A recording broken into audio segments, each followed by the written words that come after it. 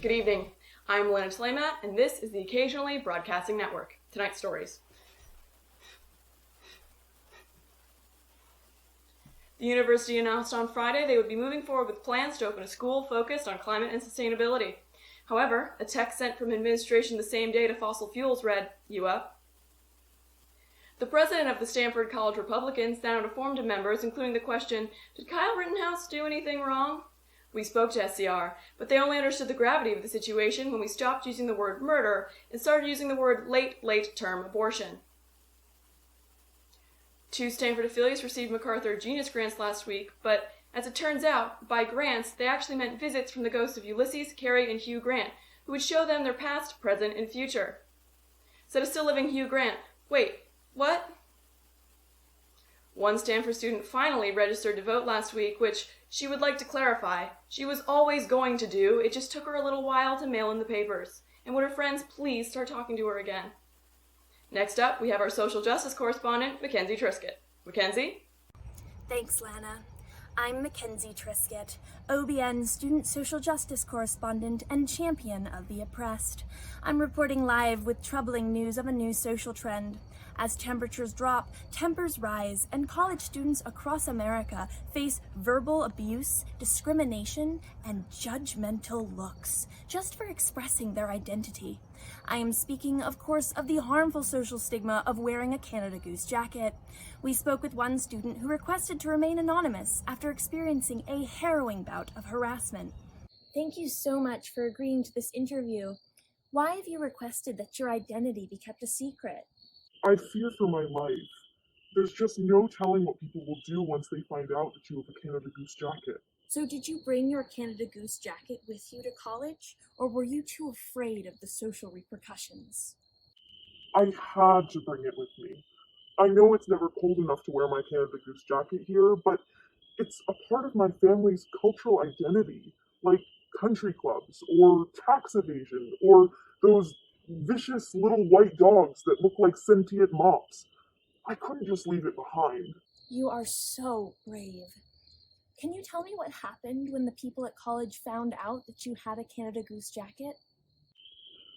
It was awful. I was hanging out with some friends, and one of them found the Canada Goose jacket hidden in the back of my closet. Without warning, they physically attacked me. 2 of them tackled me to the ground, while a third one went and grabbed a fork and knife and began drizzling me with sriracha. They were all chanting, "Eat the rich! Eat the rich!" It was absolutely terrifying. I'm just so lucky to be alive. But innocent students are not the only ones who are suffering because of this harmful social stigma. I'm here in Montreal with several geese who have been laid off from local Canadian jacket factories. Business has been slowing due to the economic boycott of Canada Goose jackets, primarily from people who couldn't afford to buy one in the first place. Sir, what was going through your mind when you were first laid off?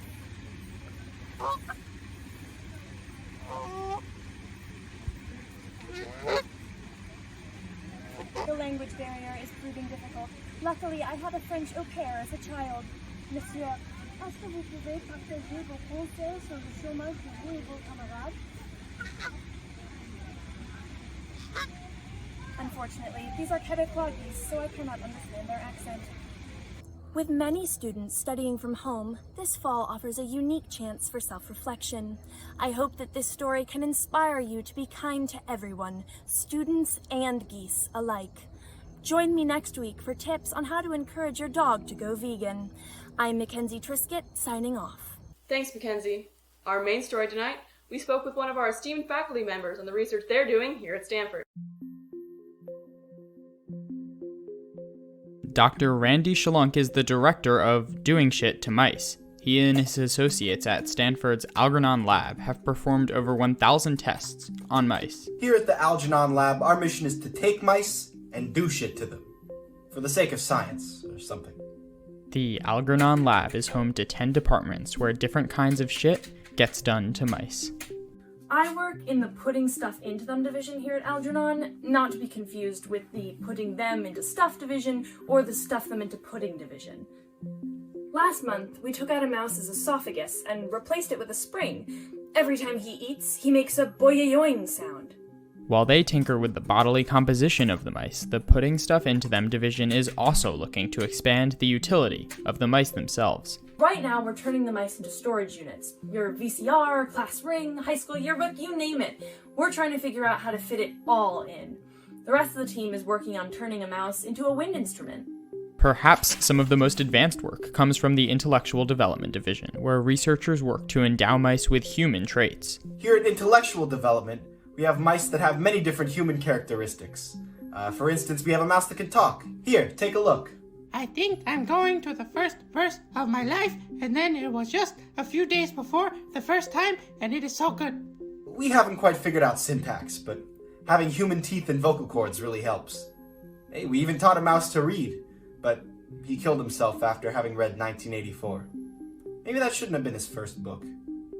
In addition to human traits, the Intellectual Development Division also seeks to put mice in human situations. Our mice do many things. We have a mouse who plays golf, we have a mouse who does his laundry, we have a mouse whose mom does his laundry. Hey, we even took one mouse and got her a studio apartment in the big city. Unfortunately, one of our city mice got entangled with the mob, but our crooner mouse gets a lot more gigs now, huh?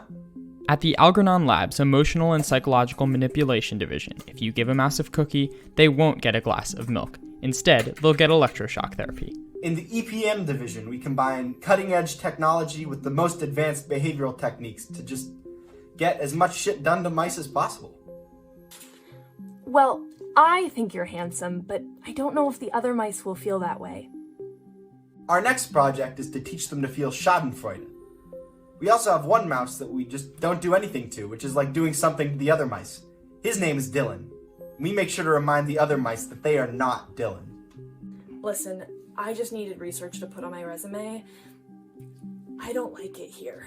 In the Miscellaneous Division, Dr. Schlunk and his team do all of the experiments that don't fall neatly into other categories. For instance, we gave a mouse Viagra, we sprinkled salt on a mouse, and every day we cracked one of the mouse's knuckles. We're having some success turning a mouse into a car. We're close, but we're not quite there yet. While it might be easy for Dr. Schlunk and his team to get bogged down by the minutiae, they always keep a larger goal in mind.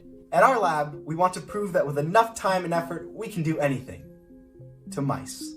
For the Stanford Occasionally, I am Sam Catania. Is everyone in your community isolating because they have COVID or because they hate you? Next time on the Occasionally Broadcasting Network. I'm Lana Tleimat. Thank you and good night.